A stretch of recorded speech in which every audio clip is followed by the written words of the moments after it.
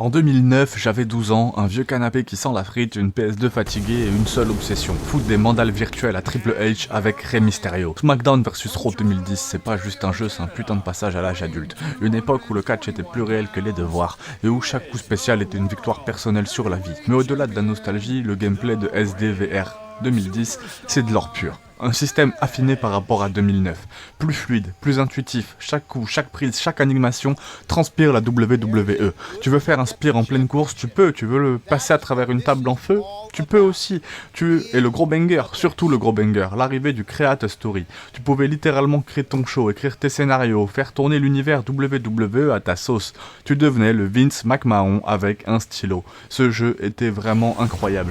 Le mode Road to WrestleMania.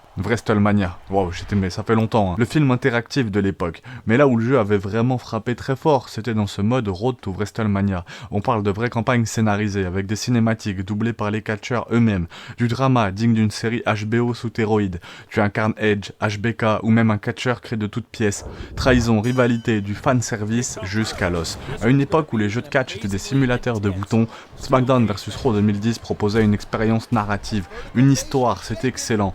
Vous pouvez créer des moves, tu devenais vraiment un dieu du cash, tu pouvais créer un wrestler, créer un finisher, créer une story, créer une entrance, même créer un move, c'était assez fou. Le jeu te disait vraiment, tiens vas-y crée ton propre WrestleMania. C'était les Sims version baston.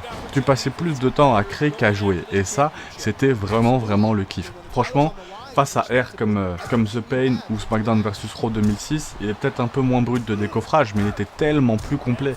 Comparé à certains jeux d'aujourd'hui, franchement, comparé par exemple au WWE Toka d'aujourd'hui, franchement c'est un peu comme un bon vieux match TLC. C'est moins poli, c'est plus sale, mais c'est 100 fois plus intense, vraiment. Est-ce que SmackDown vs Raw c'est peut-être le meilleur jeu de catch de tous les temps, surtout le 2010? Peut-être pas, mais en tout cas c'est l'un des plus marquants, les plus complets et sans doute le plus libre. C'est un jeu qui te prenait pour un créateur, pas juste pour un joueur. Rien que pour ça, ça mérite de revenir dans le ring sous les projecteurs avec une foule en scandale qui scande "This game work, clap clap clap".